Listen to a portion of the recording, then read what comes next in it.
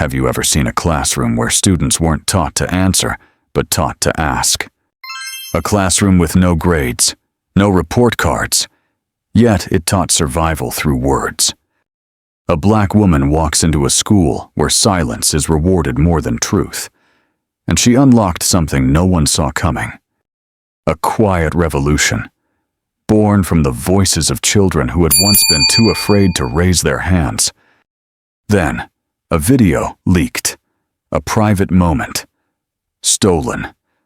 A young girl violated not with violence, but with the spread of shame. The adults looked away, but room 237 did not. No screaming, no protest signs. They wrote, they read, and they stopped fearing the sound of their own names. This isn't just the story of a teacher.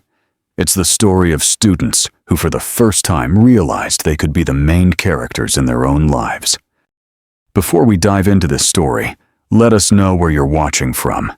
And don't forget to subscribe because the next story is one you don't want to miss. And this is where it all began. Not in a staff meeting, not in a trending tweet, but in an old room marked 237. A blank whiteboard. A black teacher who stepped in carrying more than lesson plans. She brought history. She brought identity. And she carried a quiet weapon. Literature. No one in that school expected anything to change. But then, she started taking attendance. Not just of names, but of presence. Calling back into the room the students who had long grown used to being invisible. 7:42 a.m. Ms. Ariel Jackson stepped out of her aging silver Toyota, carrying a deep brown leather bag, eyes fixed on the row of school buildings ahead, as if she were entering something sacred, or dangerous. On the sleeve of her light gray blazer, a sliver of sunlight brushed past, flashing silver like armor on a silent warrior, but no one noticed. In the yard of Riverside Heights High, students clustered like little waves before the tide, laughing, scrolling their phones, kicking backpacks against brick walls. No one looked at the new teacher. No one cared to know who the black woman was walking toward their classroom. Good, she thought. Silence was easier than shallow curiosity. She had learned that lesson during her years of teaching in the South, where black teachers were often seen as too strict, not flexible, or unable to connect with students, even with flawless lesson plans, thank you letters from students, and no disciplinary marks. She was still transferred, investigated, undermined. The last time, a wealthy white parent had told the principal, "I don't see what my child is learning except someone else's emotional black history." She never forgot that sentence. It pushed her to leave the state, her old apartment, her name on every wall, and arrive here, where no one knew her, and only one classroom bore her name, room 237. She entered the main building. The floor was still damp with morning mop water, the scent of disinfectant mixed with ink and worn pages, and the echo of things left unsaid. The plaque room 237, English literature, a square space, 2 rows of windows, just enough light, quieter than she expected. On the teacher's desk, a torn piece of paper remained. Good luck, you'll need it. No signature. She folded the note and slid it into her jacket pocket.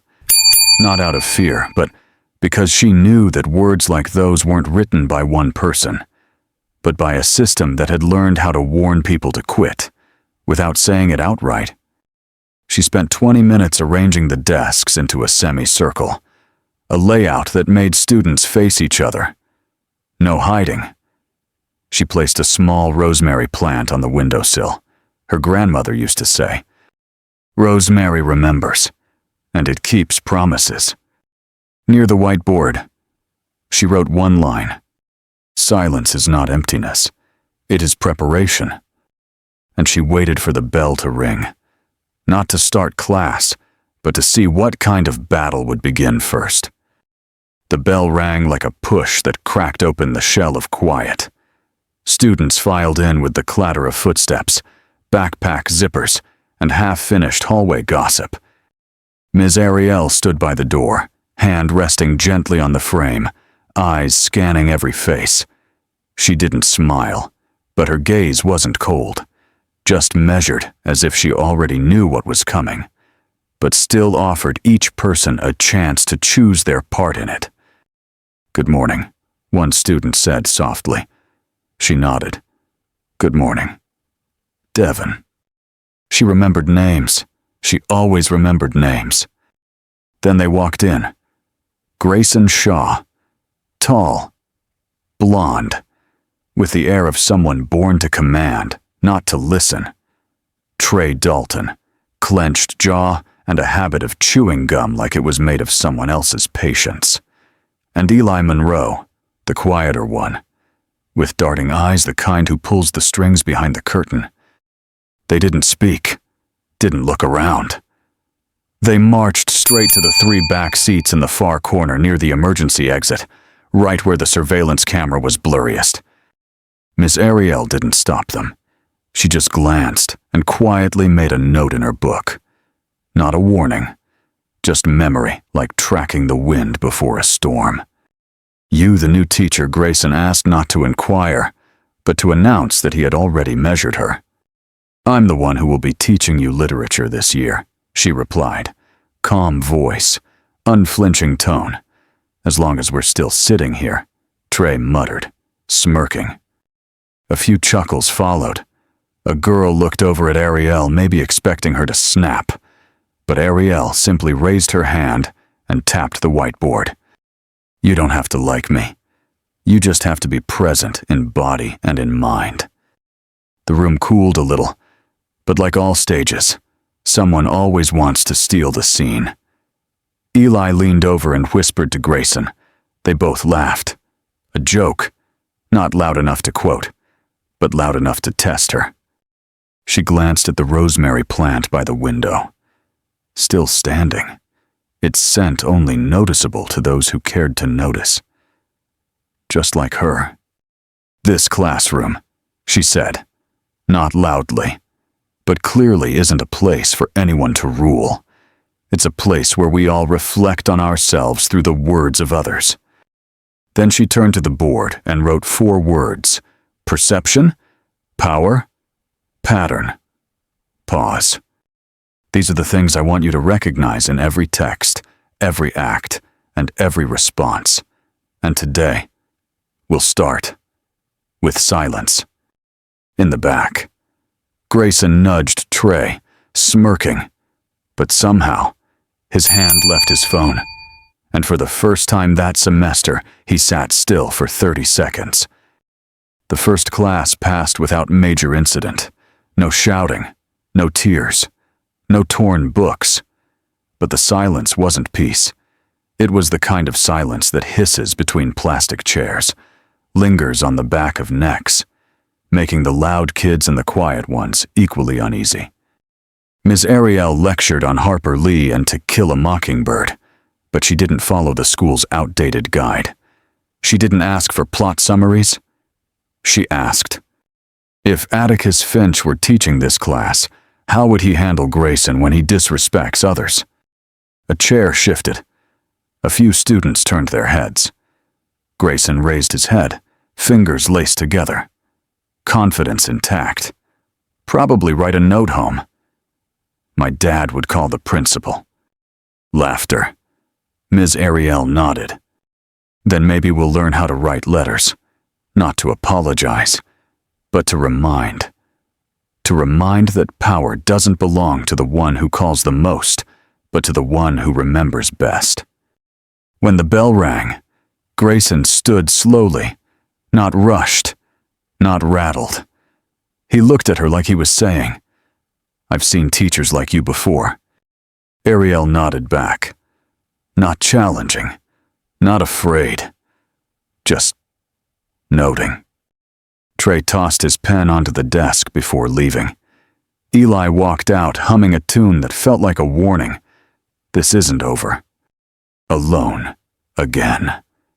Ariel walked to the window. The rosemary still stood green and stubborn. Sunlight slanted through and lit up her writing on the board. Silence is not emptiness, it is preparation.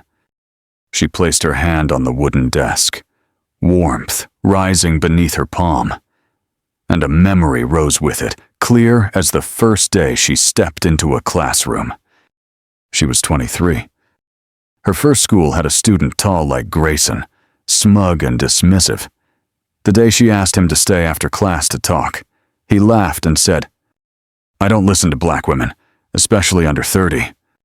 She went home and cried, not from the insult, but because the next day, the principal invited the boy's parents and apologized, not for what the student said, but because she, a black teacher, hadn't handled it more delicately. But now, at Riverside Heights, she no longer cried. She remembered. She observed. And she waited.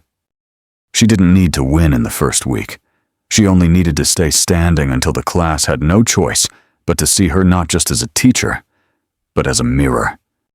She pulled out her phone, opened her notes app, and typed 4 names. Grayson Shaw, Trey Dalton, Ellie Monroe, Jessica Lane, the only student who looked her in the eye without flinching. Below them, she wrote, "It started with one morning. It will end with a shift. Tuesday morning, no alarms, no warnings from the principal's office, no students running out of class in tears. Just a single sheet of paper, neatly folded and placed quietly on Ms. Ariel's desk. A typed message, unsigned. Welcome to the jungle. Let's see how long you last." She unfolded it, folded it back into quarters, and tucked it into her drawer. No expression, no words. Outside the window, the rosemary plant stood straight. Only the sunlight had changed harsher today, slicing across the room like a narrow blade. Class began. Students arrived on time, but something had shifted. A missing textbook from the desk of the only black student in the front row. A girl bumped hard while walking past, the student behind pretending not to notice. Ms. Ariel's morning greeting was met with silence, or worse, a sarcastic smirk from Trey. She didn't react. She walked the room calmly, notebook in hand, never holding eye contact too long, but every act was recorded. Precisely. Silently. Carefully. During the lesson, she read a passage from The Bluest Eye by Toni Morrison, one about the things no one dares to say out loud.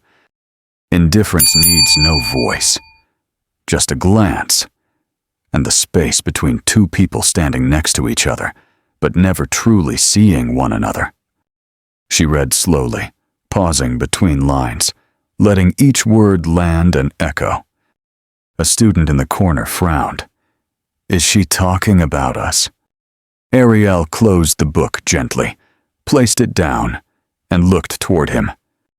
No, I'm reading about an 11-year-old girl who thought she was invisible, and the world treated her exactly that way.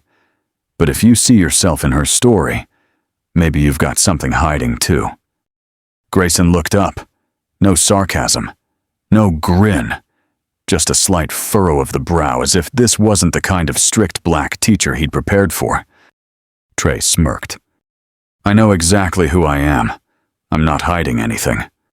Ms. Ariel responded, light as air. Good. Then start by writing about the thing you hate most about yourself. The room went still.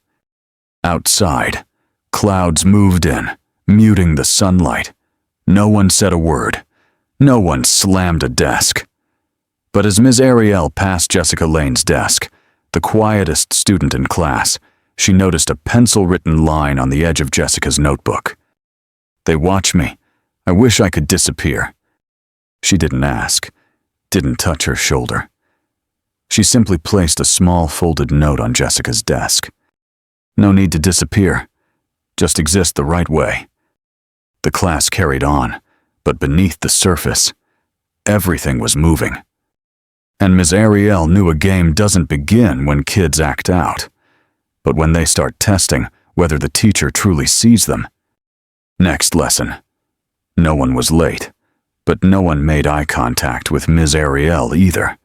Every student was present, seated, silent, but the atmosphere had changed.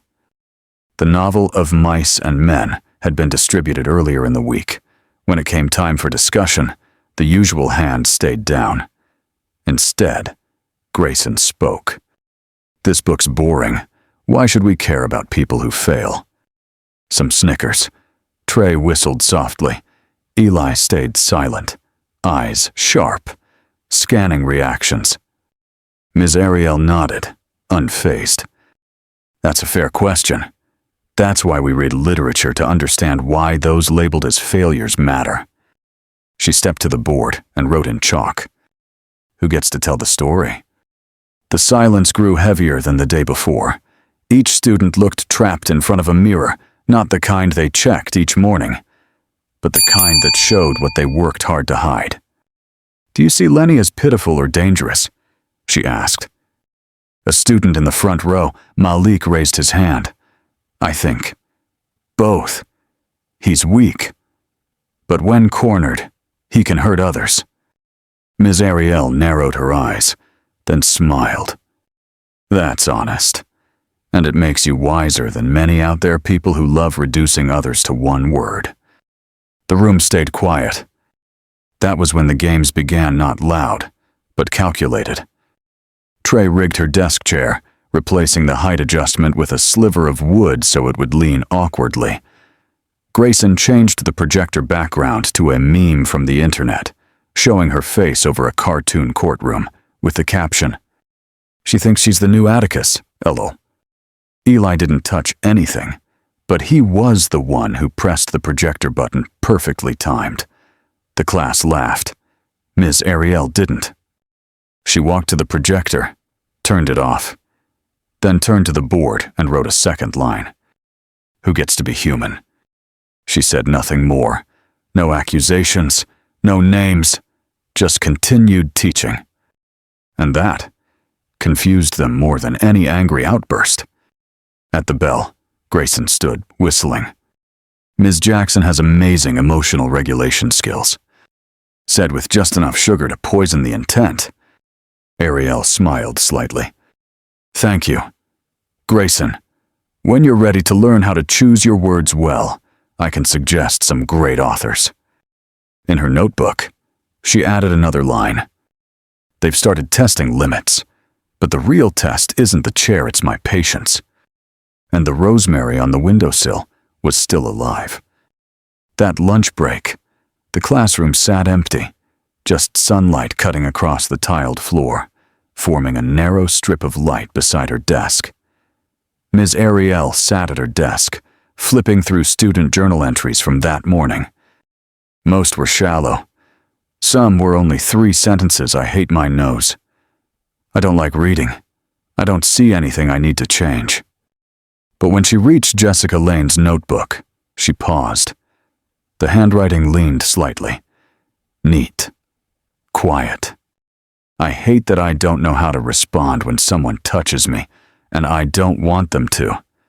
I hate that I think staying silent makes things better.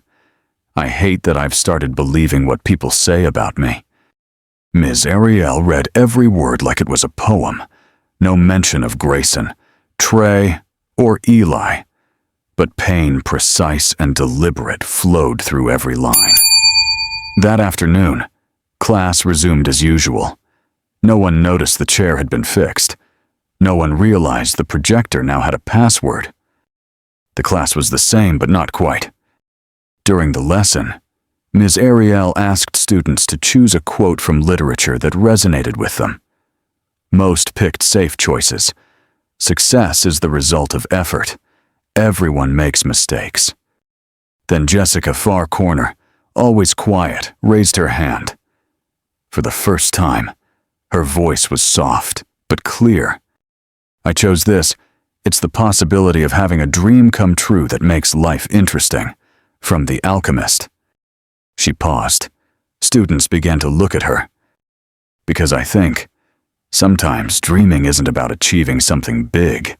It's just about existing, without being hurt. Silence. No one laughed. No whistles. Grayson glanced sideways at Trey, but Trey said nothing. Eli was watching Jessica like he was seeing a person take shape for the first time. Ms. Ariel stood beside Jessica's desk, voice gentle. "Thank you." Many people take years to understand that quote. She turned back to the board and wrote the third line. "Who gets to dream?" After class, Jessica lingered. She didn't speak, didn't ask for help. But as Miss Ariel reached the door, Jessica said softly, "Ms. Jackson, if they do something again, are you scared?" Ariel turned to her, eyes steady, voice low, calm. "I used to be, but fear doesn't mean silence. And sometimes, the quiet one is the only one they actually hear." She stepped into the hallway. A breeze moved through the classroom, brushing the rosemary toward the sunlight like a bow. Not surrender, recognition. A witness to change. Week 3. No more projector pranks, no anonymous notes, no sarcastic laughter when Miss Ariel walked into the room. But the tension remained tight as a violin string refusing to resonate. This time, the game wasn't about looks or chairs. It was hidden in language. "We'll begin with a poem," Ms. Ariel said, hand resting on Citizen by Claudia Rankine. No one's required to analyze. No one has to speak if they don't want to. But everyone must listen. She began reading, her voice low, measured, calm. Someone asks you the question, "So, who do you think you are?" And you answer, "I don't know." Not yet. A short passage, but the silence afterward stretched long and heavy. Grayson sat up. No jokes, no sketches. Trey folded his arms.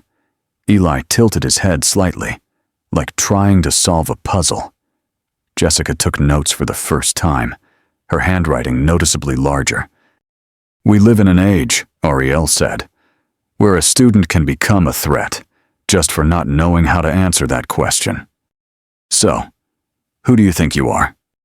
Some answer with grades, some with designer shoes, some by making others feel small. Several students glanced up. No names were spoken, but the weight of implication filled the room. "Your assignment," she continued, "is to answer that question. Not an essay, just a paragraph. No names, no grades. You'll tape it to the classroom wall." No one laughed, no one argued. And then, as she expected, the first hand to rise was Jessica's. "Ms. Jackson, what if I don't know who I am?" Ariel met her eyes, paused. "Then write that. Sometimes truth doesn't live in the answer, but in the courage to say we're still searching." The class began writing. Blank pages slowly filled.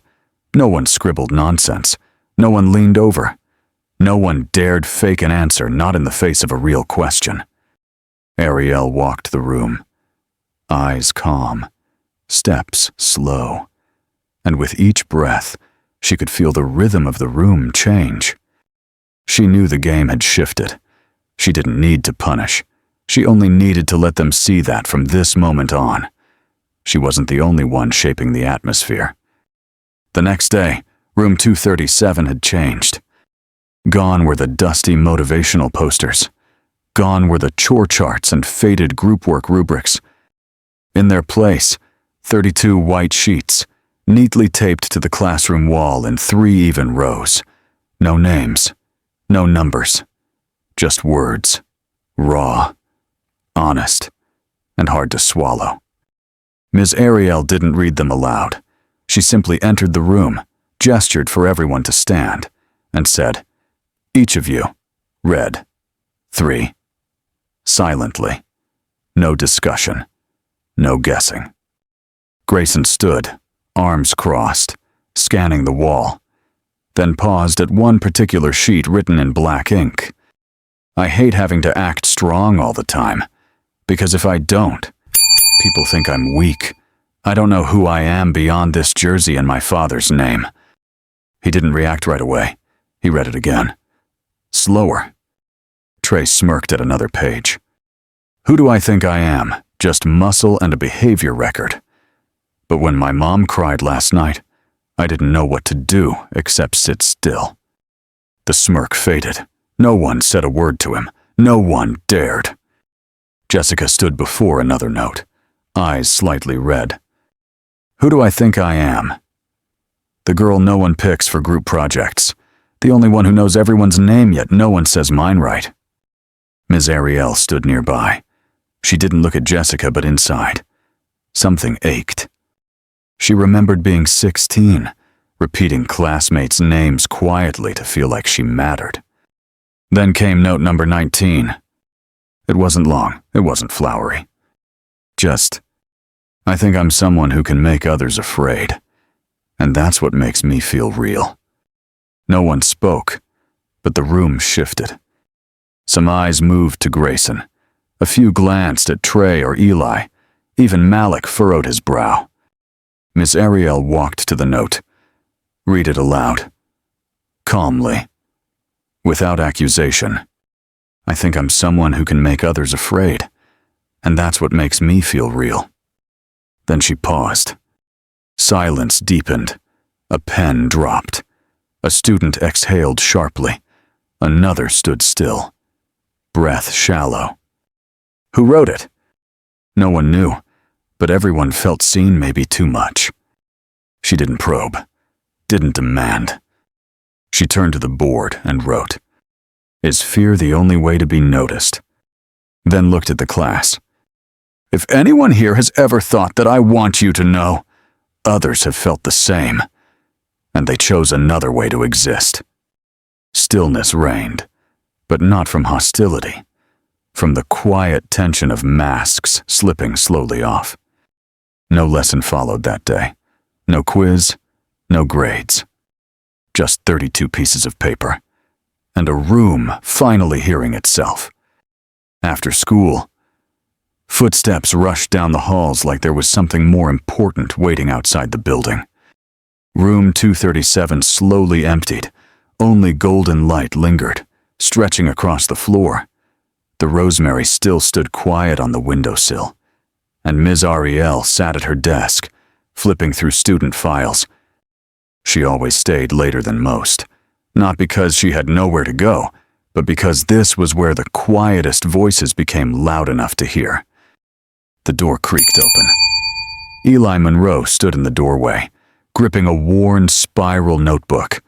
No Grayson, no Trey. Just the boy who usually followed now standing alone. Do you have a minute? She looked up, nodded. Of course. Eli didn't sit. He stood near the board, staring at yesterday's chalk line. Is fear the only way to be noticed? He was quiet. Then, in a voice soft but sure, Do you know how Mr. Campbell got kicked out of this school? Ariel raised her eyes. That name Mr. Campbell had shown up once in an old file, dismissed quietly. The report simply said, ethics violation, insufficient evidence. Not exactly, she said carefully. I just know he didn't return. Eli nodded.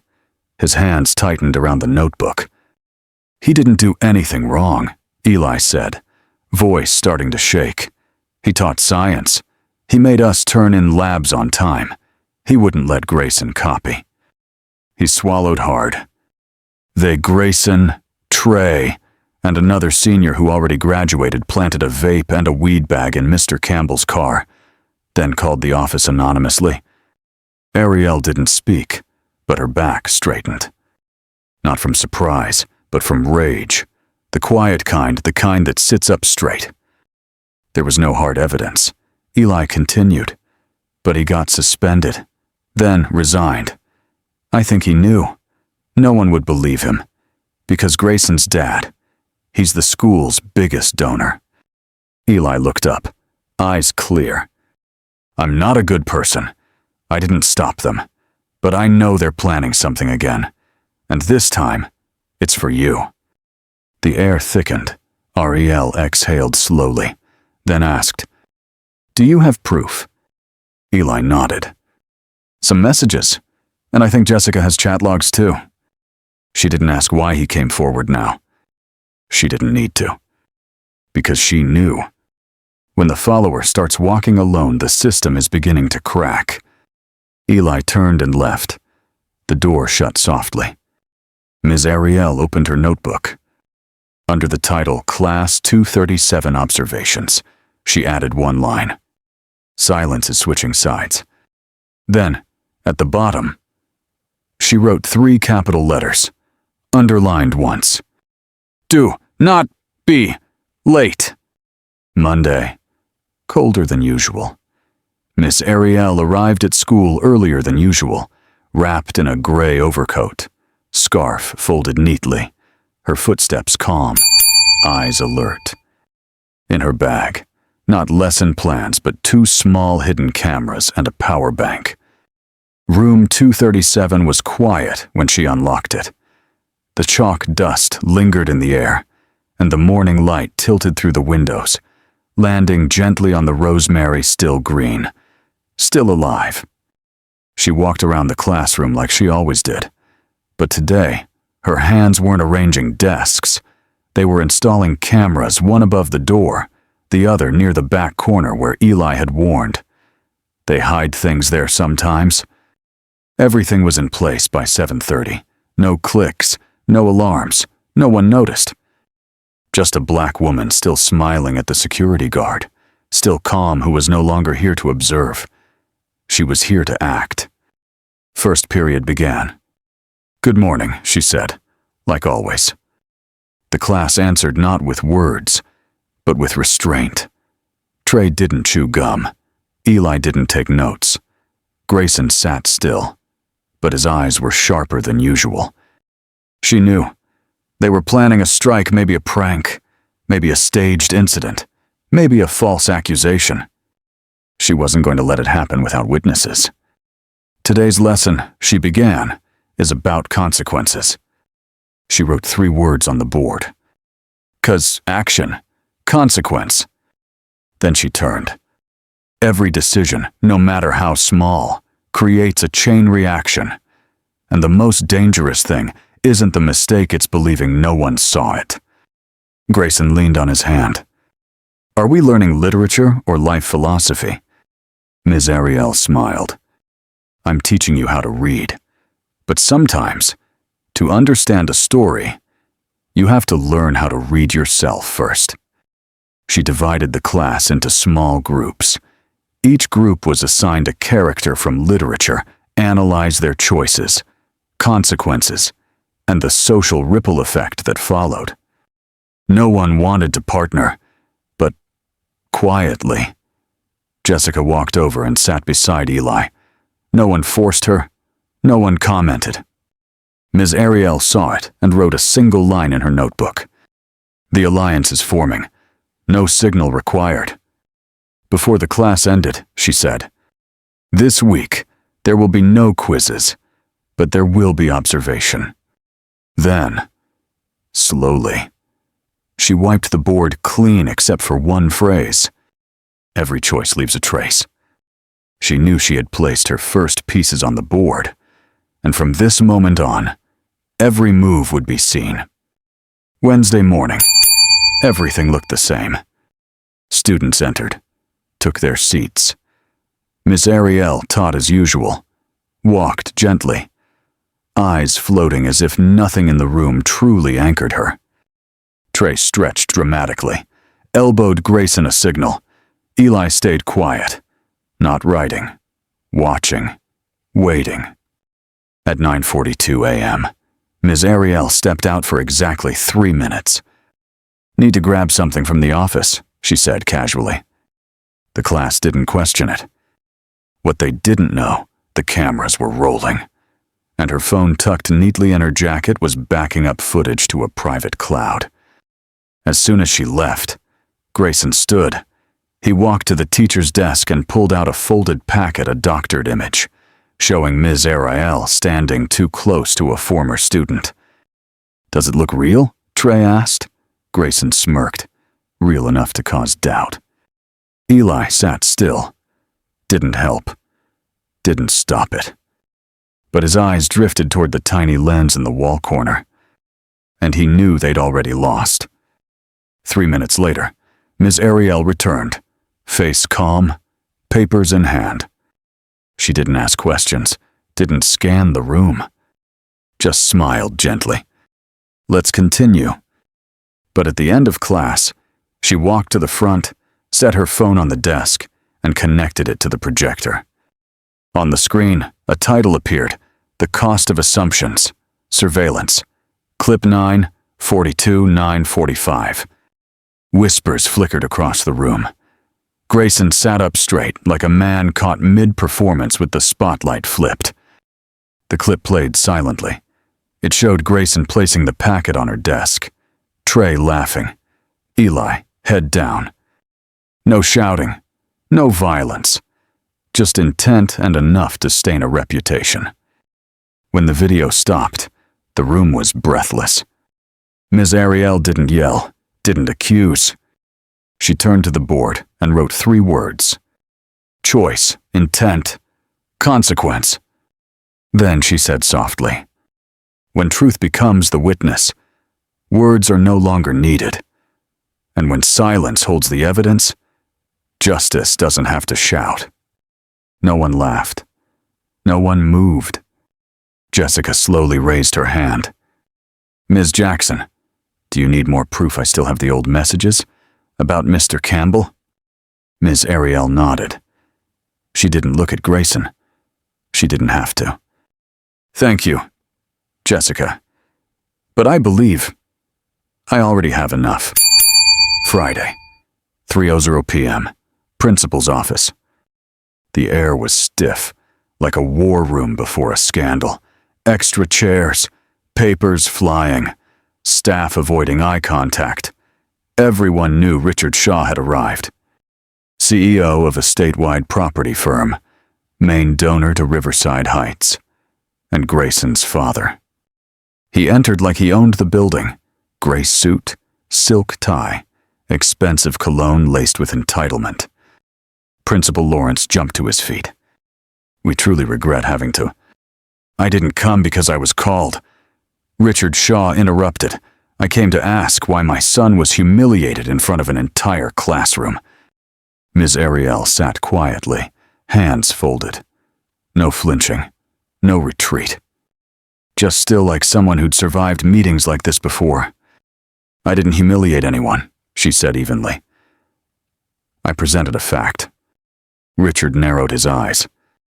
"Videos can be edited, angles manipulated, and students who believes their stories." Ariel nodded, then placed a USB on the desk. "Original footage, auto-backed, dual angle. You're welcome to verify." Principal Lawrence looked like he wanted to disappear, caught between his largest donor and a teacher who wasn't blinking. Richard leaned forward. "Who do you think you are? Just another temporary black teacher at a school built with my money." Ariel looked up, calm. "I'm the one who remembers, and the one who doesn't retreat just because the door looks expensive." He scoffed. "So what do you want? Expel my son, tarnish my family? I want the truth recorded, and I want students to learn in a place where power doesn't come with a pardon." She stared directly at him. "If you think this is about reputation, you've misunderstood. This is about justice, and justice doesn't ask for permission." Silence settled like fog. Principal Lawrence cleared his throat.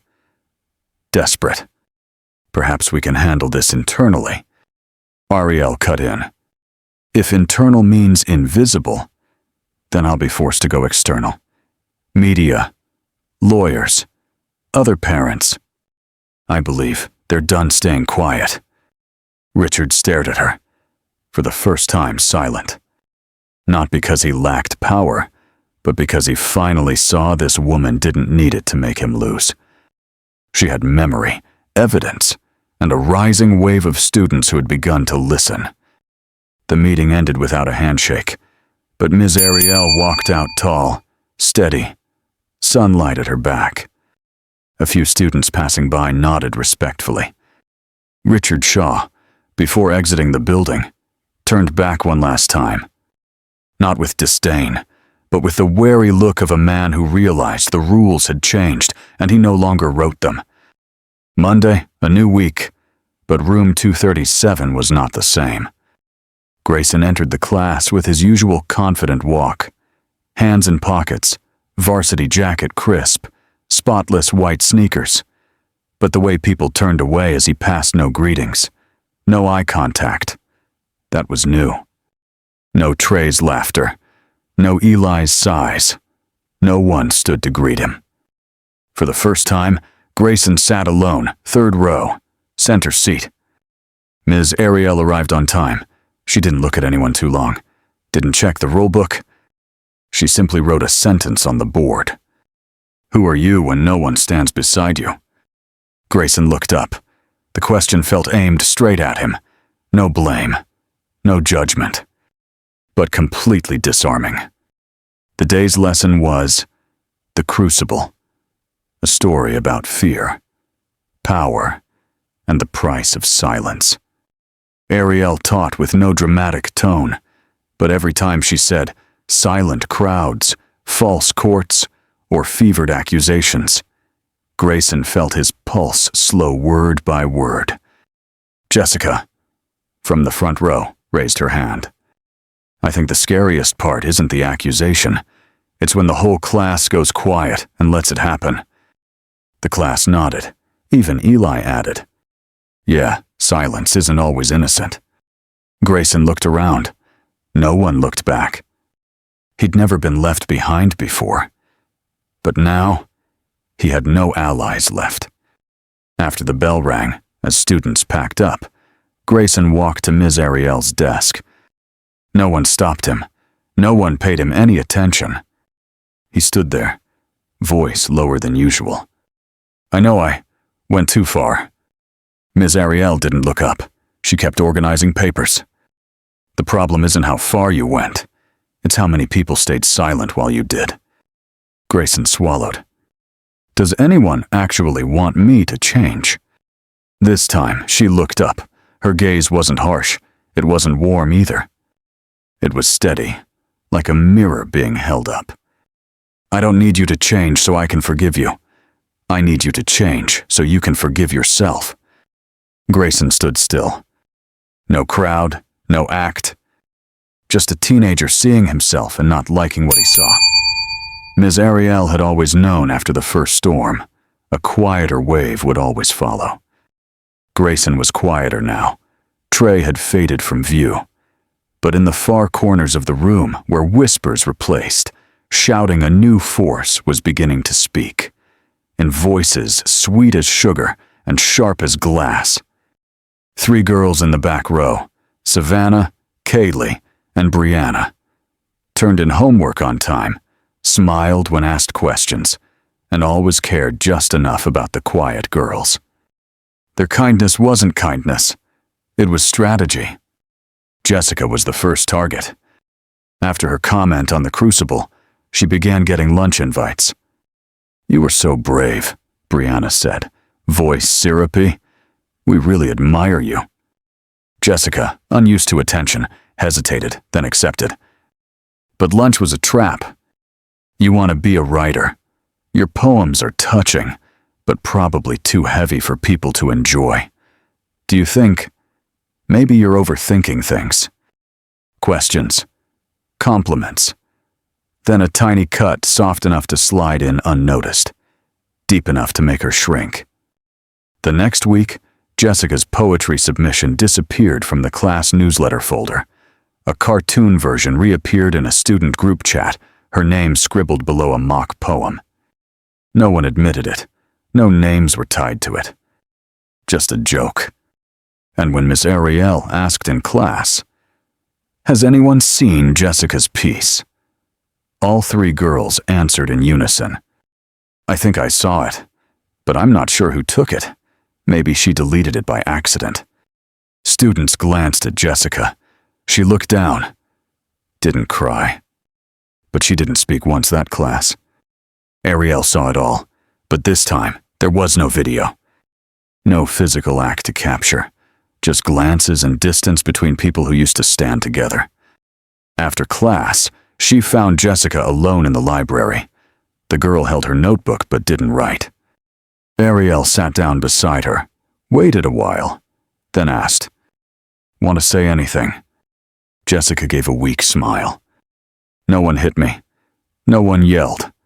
I guess I'm just too sensitive." Ariel looked at her calm as a pond before a storm. Cruelty doesn't need volume. It just needs to happen often enough for you to start asking, "Do I even deserve to be heard?" Jessica didn't reply, but her lips tightened. Ariel placed her hand over the notebook. "If you can't speak here, then write. And if no one believes you, I'll keep the original." That evening, Ariel went home heavier than after any parent-teacher conference. Because she knew. Physical bullying can terrify, but emotional cruelty teaches silence. And she couldn't let that happen again. Thursday morning, light rain. The tapping on the classroom windows made room 237 feel smaller. Sealed in, still, and breakable. Ms. Ariel entered, carrying a small wooden box. She placed it on the teacher's desk without greeting the class. Instead, she wrote on the board. Some things are easier to write than to say. The class looked at the box, rectangular, wood-grained, a narrow slit at the top. No one asked, but they all understood. Today, no one would need to raise their hand. "This box," she said, "is for stories. A fear, a moment, something you saw. No names, no shame." A few students smiled nervously, but paper began to rustle. Pens moved. And for the first time in a while, words began forming where silence had settled too long. She didn't open the box right away. She let it sit all period. And strangely, no one whispered. No one shifted restlessly. No one dozed off. At the bell, students filed out. Grayson paused at the door, hesitated, then turned. "Cool idea, Ms. Jackson." She nodded, said nothing. That afternoon, alone in the room, she opened the box. There were 27 notes. Most were raw, hesitant. I saw Brianna print Jessica's photo, but I stayed quiet. I laughed when someone got insulted. I feel bad now. I'm scared. If I speak up, they'll come for me too. She read each one carefully, marking with different colors. Verifiable. Watch closely. Apologies with no addressee. Then, the final slip. Not handwritten. Laser printed. Edges precise. And one line cold. Staying silent is your best option if you want to finish this year safely. She didn't flinch, didn't startle. But her fingers turned cold. And for the first time at Riverside Heights, she looked at the rosemary on the windowsill and saw a leaf had wilted. She told no one, not the principal, not parents. She locked the box, left the board untouched. Some things are easier to write than to say. And to herself, she whispered. Some things are easier to print than to forget. That night, she opened her notebook and began a new entry. Date November 14th. Topic, new strategy. Language as a weapon. This isn't about individual students anymore.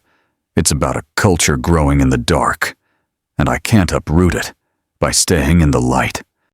Monday afternoon, after regular classes. Room 237 was darker than usual, not because the lights were off, but because Ms. Ariel had unplugged the projector, switched off the smartboard, and taken down every poster. The room felt stripped bare, just a square of quiet space, lit only by the slanted sun from the hallway windows. 6 chairs arranged in a circle. On the teacher's desk, no lesson plans, just a book, The Fire Next Time by James Baldwin, and a single printed note. Literature and Resistance, optional class, Mondays and Thursdays. 4 under 5. Zonummer PM. No grades, no names. Only come if you want to survive by writing. She didn't send invitations, didn't take attendance. The notice had been taped to the board for 3 days, without explanation. If you saw it, you saw it. And if it stayed with you, you came. At 3:55, the room was still empty.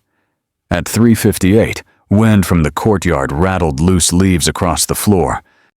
At 3:59, soft footsteps. Jessica entered first. No words. Just a nod. At 4:02, 3 more students came in.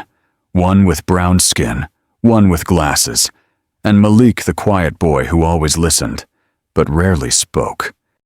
At 4:05, just as Ariel was about to begin, the door creaked open again. No one turned, but the atmosphere shifted. The last person to enter was Grayson. No varsity jacket, no flashy backpack, just a white button-down, wrinkled at the sleeves, empty hands, a quiet face. No one greeted him, but no one told him to leave. Ariel looked up, her voice low. You know this class has no grades, no tests, no points for apology. Grayson nodded. I'm not here to be forgiven. I'm here because I don't know how to say anything without someone checking for mistakes. A pause. Then Ariel motioned to the last empty chair in the circle. Then sit and start by reading, not speaking. Understand before reacting. Write before justifying. There was no lecture. Ariel read a passage from Baldwin, slowly, like each word was fire.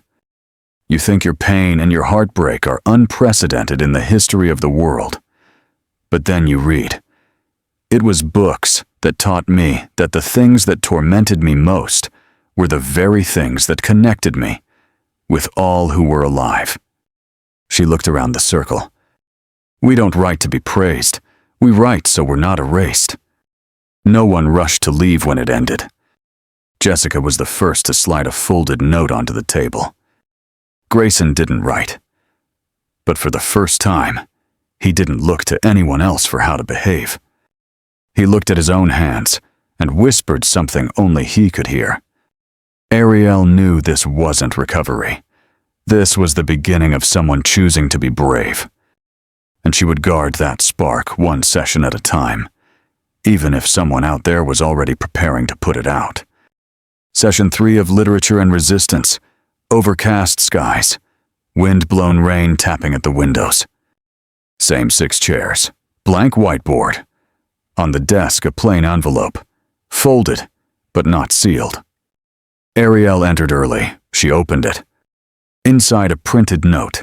Neatly justified margins. Typed, not handwritten. I didn't bully anyone. I didn't mock anyone. I never laughed when someone was humiliated. But I never stopped it either. I heard. I saw. I pretended to scratch my head, look busy, stare out the window, while my friend said things that scared me too. And I stayed quiet. They call it staying out of trouble.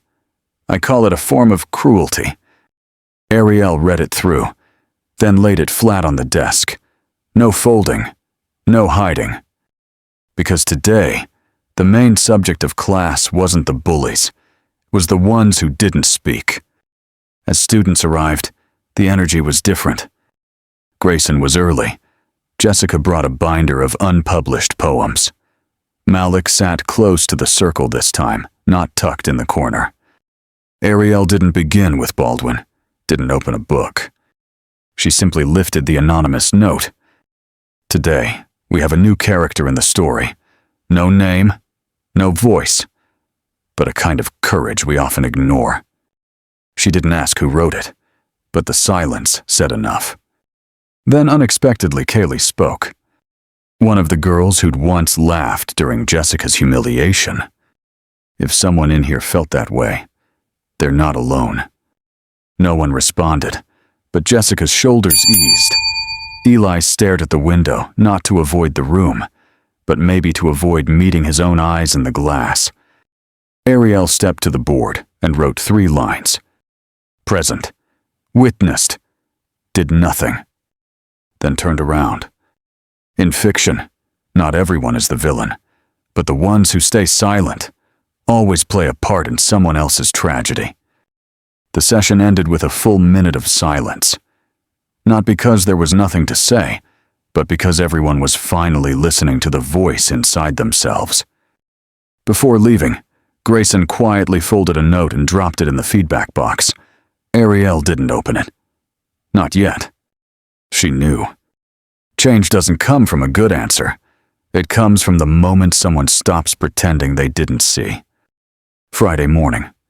Ms. Ariel stopped by the principal's office for a quick copy run. She didn't expect to be asked to stay. But Principal Lawrence said her name in a quieter tone than usual. Ms. Jackson, we received a parent letter. You should see it. Printed in color, heavy stock paper, not folded. From Linda Carter, Kaylee's mother. No yelling, no insults, just polished professionalism, the dangerous kind. Recently, my daughter joined an after-school session led by Ms. Ariel Jackson. Since then, she has returned home asking questions like, Mom, have you ever stayed silent when something was wrong? Is silence a kind of mistake? I support critical thinking, but I don't support a teacher using literature to plant seeds of doubt in students' hearts, especially in an unsupervised, unofficial setting. I urge the school to review the content of this class. Ariel read it once, didn't reread. She wasn't surprised, but her chest still cooled slightly. Because she knew. When students start asking real questions, adults start getting scared. Lawrence looked at her over his glasses. I don't think you've done anything wrong. Ariel, but if we receive another letter, the board may have to suspend the program. She paused, then asked, if I ran a class that taught them to stay quiet, would anyone file a complaint? He sighed, didn't answer. That afternoon, literature and resistance met again. Ariel entered as usual, but her eyes were sharper than ever. There was a folded note on the desk. Typed again, likely Grayson. I used to think resistance was yelling. Now I'm learning it might be writing without orders. If they take away the board someday, I'll still write, because now I know how. Ariel held the note a long time, then placed it at the bottom edge of the whiteboard, not taped, not framed. Just propped there like a mirror for anyone willing to look. Has anyone ever asked why there's no single right answer in this class? She asked. No one replied, but every student nodded. Outside, someone was writing a formal letter, but inside room 237, students were writing themselves. And that Ariel knew was the most threatening act of all to those terrified of losing control. Tuesday, 10:17 a.m. Phones buzzed all over the classroom, backpacks rattled, pockets lit up. A single link, no caption, no warning. Just a video. Low angle, blurry edge, shot from the corner of a ceiling inside the girls' locker room. A student, halfway through changing. Face unseen, but those in room 237 knew the red cropped hair and silver hoop earring. It was Jessica. She didn't know right away. She was in class, reading from Beloved. But the whispering started not loud, but spreading like ink in water. Ariel felt it before she saw it. The air shifted, dense, warm with something that burned. Eli stood up first. Ms. Jackson, there's something you need to see. No hesitation, no nervous glances. Even Trey, always the one to make light, kept his head down. Grayson looked at Jessica, then at Ariel. We need to stop class. Ariel took Eli's phone, watched the video. She didn't gasp, didn't scream. She laid the phone down, then walked out to alert the office, but not before turning back to the class. I will report this, but first, I have a question for all of you. Whose classroom is this? Whose space is this? And when someone is violated here, whose job is it to protect them? No one spoke, but Eli stood up. I'll email the tech team. We can trace the IP address of whoever uploaded this. Grayson followed. I know how to pull it from the boards. I'll try to take it down before it spreads more. Kaylee moved beside Jessica. We'll stay with her all day. She's not going anywhere alone. Ariel looked around the room. No victims, no villains, no bystanders. Only a community, and they didn't need permission to rise. That evening, the tech office emailed back. The video had been uploaded from outside room 237. The source A student from room 241. Ariel sat quietly with that knowledge. This time, the harm had come from outside. But what mattered more was that her students no longer waited to be told what to do. That night, she wrote in her journal, I taught them about silence. Today, they taught me what it means to speak not loud, but right. When someone is violated, no one has the right to stay still. And today, no one did. The next morning at 9:00 a.m., Ms. Ariel was called into the admin office, not to discuss a student's safety, but to join a crisis meeting on media containment. Principal Lawrence sat at the head, to his left the school communications officer, to his right the assistant vice principal. On the table printed screenshots of the leaked video, blurred, traced with anonymous tags, watermarked by underground platforms. We need to confirm the student in the clip wasn't recorded on campus, the assistant principal said. Ariel frowned. Her name is Jessica. That's our locker room. This is a student being violated. Lawrence raised his hand gently, carefully. We understand, Ariel. But internally, we have to use careful language. We're referring to it as an unauthorized recording. Ariel inhaled slowly, then spoke, deliberate. Then what would you call it, when a child's body is stripped of its privacy? How many pixels have to be exposed before someone calls it by its real name? Silence.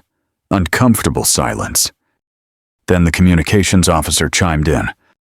Have you instructed any of your students to respond or take action?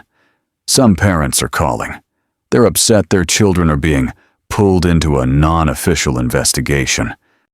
Ariel chuckled, not from humor, but recognition. I didn't ask them to do anything. They acted because they have dignity. More than this system is showing them. She stood, pushed in her chair. If you're looking for a statement to pacify the media, I'm not the one who can write it. But if you want a quiet fire to spread, I have a classroom full of kindling in room 237. That afternoon, Ariel met Lucinda Hall, Jessica's mother. Brown skin, silver hoops, starched white blouse. She didn't cry. She just looked Ariel in the eye. Did she say anything? Ariel nodded. Not much, but she's not curling into the seat like yesterday. Lucinda stared ahead, then said softly, I went through something similar at 15. No phones back then. No internet. But I remember. No one asked if I was okay. They asked, who knows? 2 women, 2 generations, 1 shared silence. Lucinda placed her hand on the table. You don't have to protect her from the world. Just hold a space where her name isn't always tied to her shame. Ariel nodded. She wasn't here to heal wounds. She was here to make sure no one had to bandage themselves just to walk into school. She returned to room 237, opened the door. Her students were already there, waiting. No whiteboard, no assignment, just quiet eyes. Eli asked, "Are we still having class today, Miss Jackson?" She nodded. "Today, we're going to learn how to hold each other when the adults are too busy covering their tracks." Friday, last period. Room 237 felt heavy, like rain was in the air, though the sky was clear. Ms. Ariel entered with no lesson plan, just a notebook, soft green fabric cover, worn at the edges. Jessica's journal. She placed it gently on the desk, turned to the class. "Today, we're not reading literature. We're reading something that hasn't been published yet, but deserves to be heard." Jessica stood up from the second row. No one asked her to. She had handed Ariel the journal earlier that day and said, "I don't know if I have the strength to say it, but if not now, maybe never." Ariel didn't nod, didn't push. She stepped aside. Let Jessica stand raw, unscripted, but real. Jessica's voice trembled, but each word landed. Only 2 pages, but each line cut with quiet steel. They said, "It's just a video. You can't even see your face. It's not that bad." But I ask if someone tears a part of my privacy away. How many % of me must be exposed before adults start caring? I used to think staying silent was strong. But now, I know silence only makes it easier for them to keep going. I'm not here to be a model victim. I'm here because I refuse to let a video define me and leave my name forgotten. The room didn't just go quiet. It held its breath. Not discomfort, but respect. Malik lowered his head. Grayson gripped his backpack. Kaylee wiped a tear this time. Not in secret. Jessica closed her notebook. Didn't bow, didn't flinch. She walked back to her seat, not pitied, but honored. Ariel waited. 30 full seconds of silence. Then picked up the purple chalk and wrote on the board. Sometimes, the only way to reclaim your name is to read it aloud yourself. No questions, no assignments. If you want to write, write. If you want to stay silent, stay silent. But know this. Silence can be a wound, but it can also be the way you prepare something that cannot be denied. When the bell rang, no one moved. A few dropped anonymous notes into the box. Jessica left last. At the door, she turned and said quietly, "Today, I wrote my name again. Even if someone still has the video, I'm not afraid anymore." Ariel nodded. "You didn't just write your name. You taught the class how to spell courage." Monday, final week of the semester. Ms. Ariel entered room 237 as usual, but on her desk sat a large yellow envelope. No name, no forewarning. Inside an official letter stamped with the school seal. Notice the elective class, Literature and Resistance, will be suspended as of December 20th due to its misalignment with the core instructional goals of Riverside Heights High. No gratitude, no acknowledgement. Just 2 words that nailed it shut, suspended indefinitely. But she knew, when institutions want something gone, they don't burn it, they bury it in silence. She didn't get angry, just felt a chill down her spine, as if someone had just closed a window she didn't know was open. She folded the letter into her notebook, opened the classroom door, and said nothing about it. But her students knew. They always knew. Eli spoke first. "Is it true the Thursday sessions? Are they gone?" Grayson looked at her. Jessica didn't ask, just gripped her backpack a little tighter. Ariel didn't answer right away. Instead, she wrote on the board, "If something disappears in silence, we must create a sound loud enough to call it back." By lunch, a handwritten note had appeared in the cafeteria. No name, just bold letters. We don't accept the quiet death of this class. Students have voices. Students can write. Meeting 5:30 p.m., room A2, no permission required. No one claimed authorship, but by 3:25, room A2 held over 20 students from multiple classes, not just room 237. Ariel stood outside in the hallway. She didn't go in, just stood like a quiet gatekeeper, watching something she had never explicitly taught, but had helped ignite. Grayson held up a whiteboard. We don't want a special class. We want an education that doesn't exclude the truth. Jessica stood beside him, and for the first time in public, she spoke. If school teaches us to stay silent, I'm sorry. We've learned too well how to speak. The next day, Ariel received an email from administration. We are aware of students organizing unsanctioned gatherings in room A2. Please clarify if you were involved in initiating this meeting. She replied with just one line. I didn't teach them to organize it, but I taught them this. Not all truth lives in textbooks. The final literature and resistance session ended in silence. No goodbyes. No one left early. Jessica slipped a note into Ariel's hand as she left. They might lock the class, but they can't lock what we've begun to name aloud. She unfolded the paper. One line in purple ink. The class they fear most is the one we built with truth. Thursday, 6:00 p.m. Ms. Ariel stepped into the parent meeting room like entering a courtroom. The small hall was shaped like a U. At the center, a long table, cold and metallic. On top, stacks of printed complaints. Inappropriate content, encouraging distrust in educators, unnecessary emotional exposure. At the table's head sat Linda Carter Cayley's mother, the same woman who had filed an earlier complaint. No longer angry, but with the gaze of someone used to shaping what their child is allowed to question. Principal Lawrence was there, two-seated in the center, not beside Ariel. Another parent, Mr. Holloway, Trey's father, asked, "We just want to know, did you teach our children to go against authority?" Ariel replied calmly, "I taught them to tell right from wrong, even when wrong wears a badge or a tie." A woman with sharp voice added, "Did you encourage my daughter to share private matters in public?" She's journaling every night now, then asking me, "Mom, when were you ever silent?" That question isn't helpful. Ariel lifted her chin. Questions that seem unnecessary often become lifelong wounds when never asked. Tension climbed, eyes narrowed. Principal Lawrence leaned forward ready to speak when the door suddenly opened.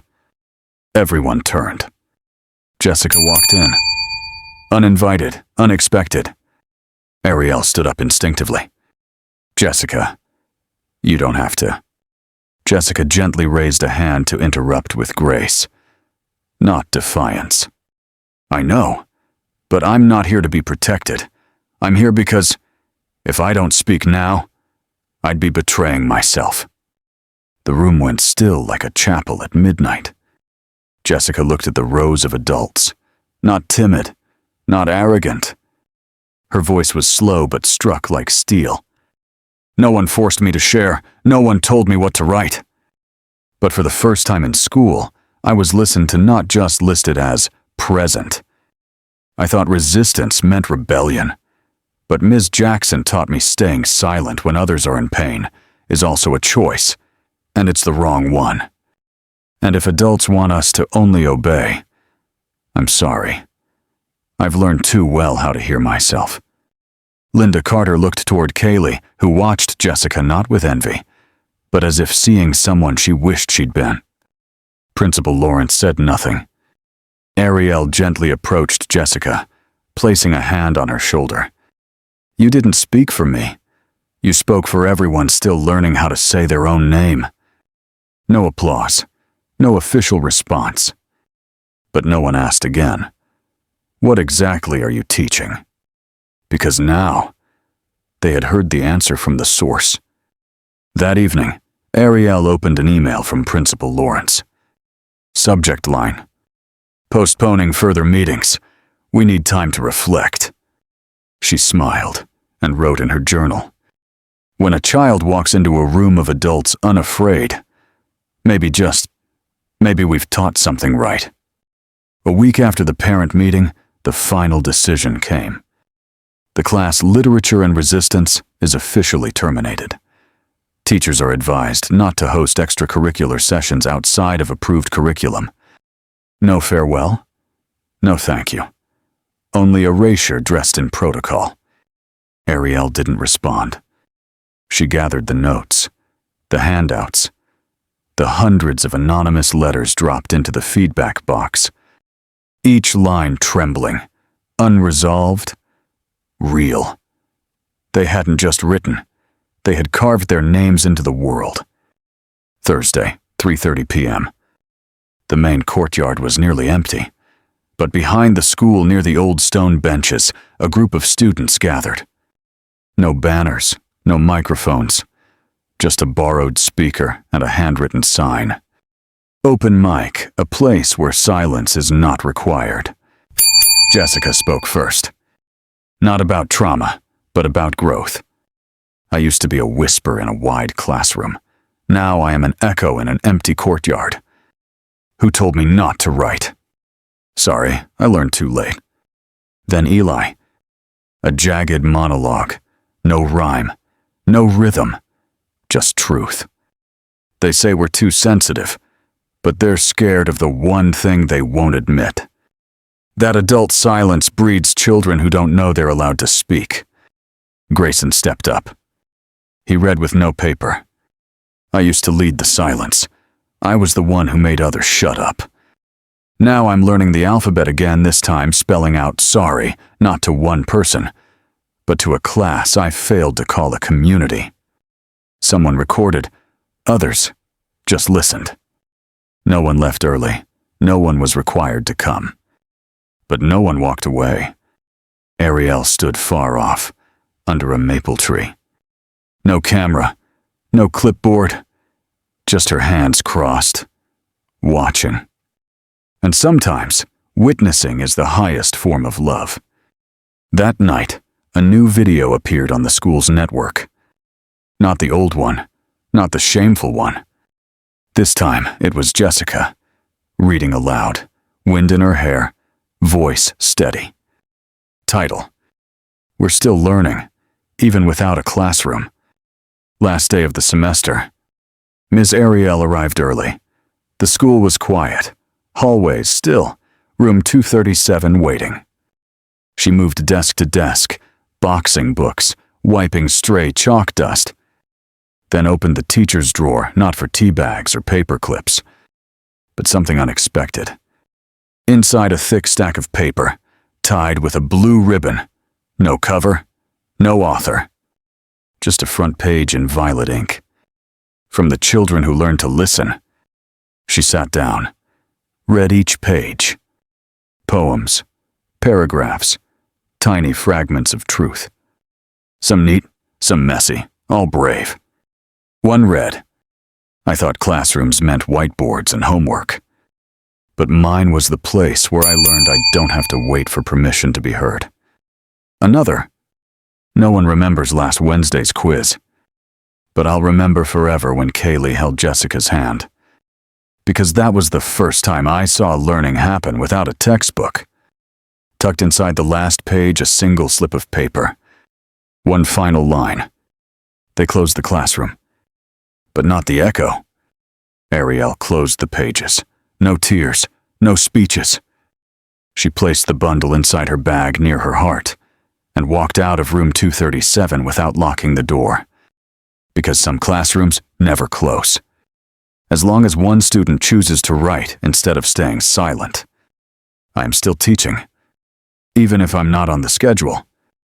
If this story touched your heart, make sure to like, share, and subscribe. Every click helps us bring more powerful stories of empathy, justice, and silent strength to life.